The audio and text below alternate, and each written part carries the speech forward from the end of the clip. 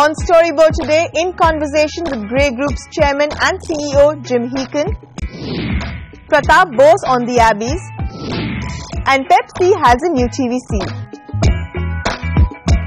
Hello and welcome to Storyboard. I'm Pavni Mittal. Grey Group had a fantastic 2014. It won 20 of the 22 accounts it pitched for, including Papa Johns and Volvo, and was also the top-ranking WPP agency in revenue growth.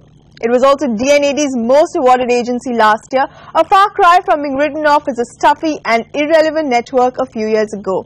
I caught up with Grey's chairman and CEO Jim Heekin to understand what's driving creative change at Grey and how traditional agencies are competing with digital hotshots. Here's that exclusive conversation.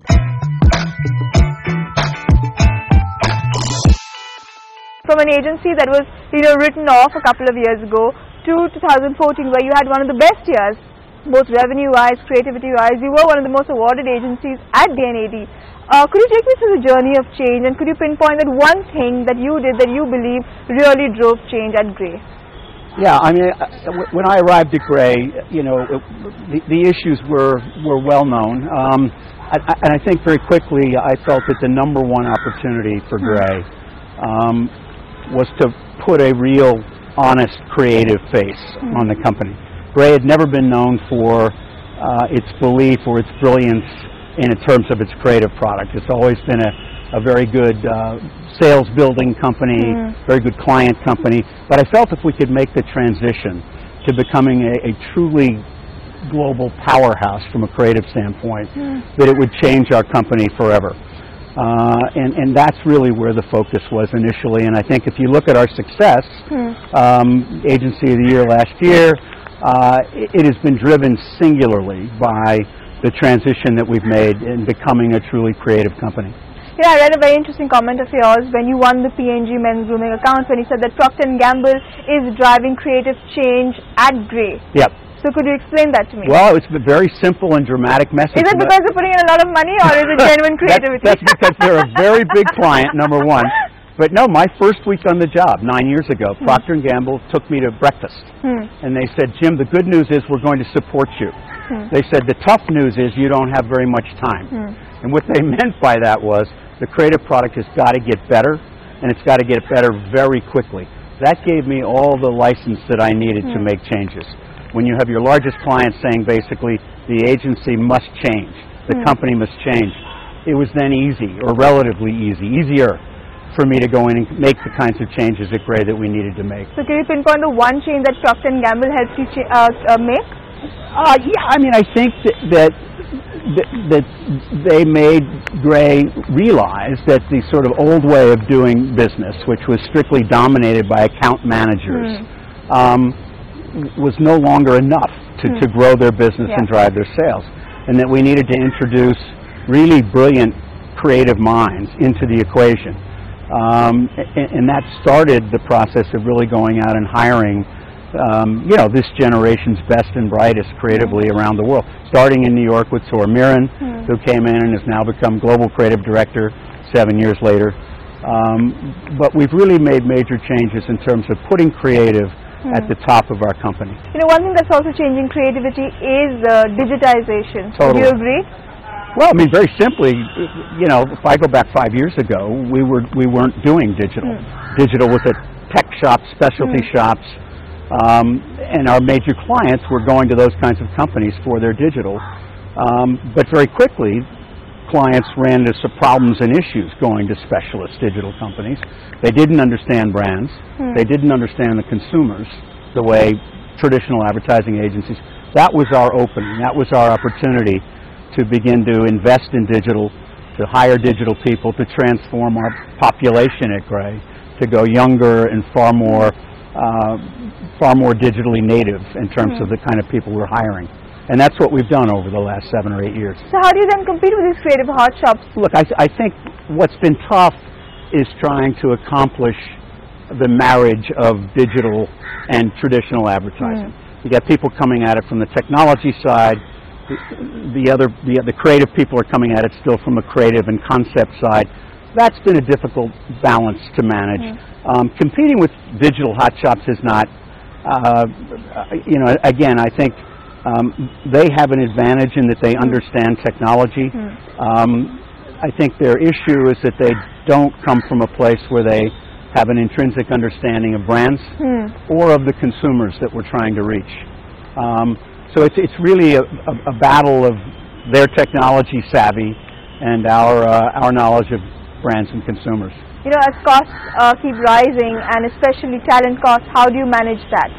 Yeah, no, it's a difficult challenge. I think, you know, what's hurt the advertising business from a cost standpoint vis-a-vis talent is the whole rise in the power of procurement on the client side.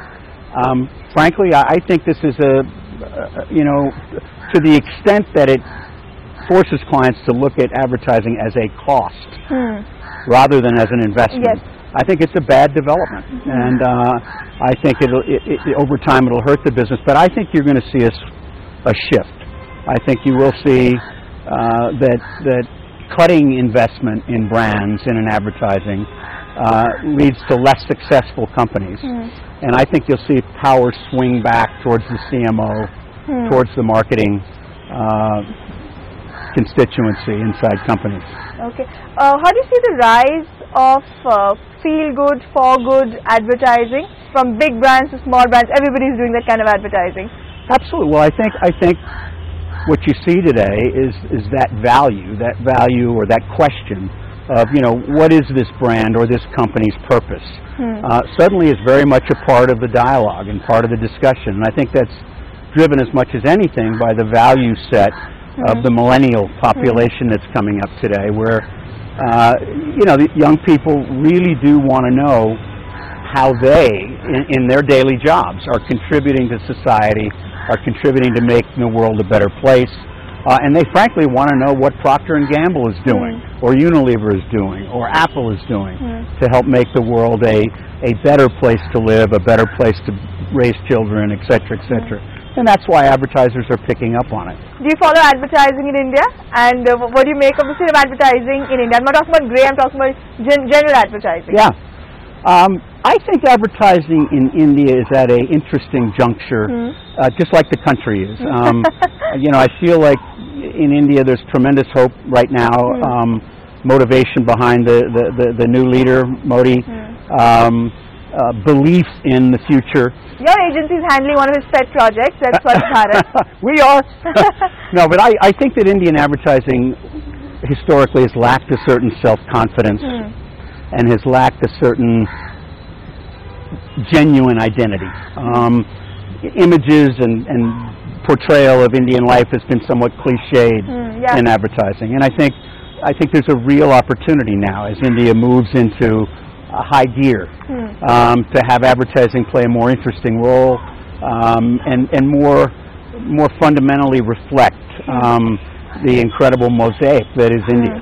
And the change. And the change, which is a big part of it. Okay. You told me that grey needs to move faster because the world of communication is moving very fast. That keeps you awake at night. You know, if you sit where I sit, you see so many opportunities, so many things that if we were only this much further along we would be able to realize. And so, you know, as I look at things, I always feel like we have to find a way to move quicker, to move faster, to be more agile.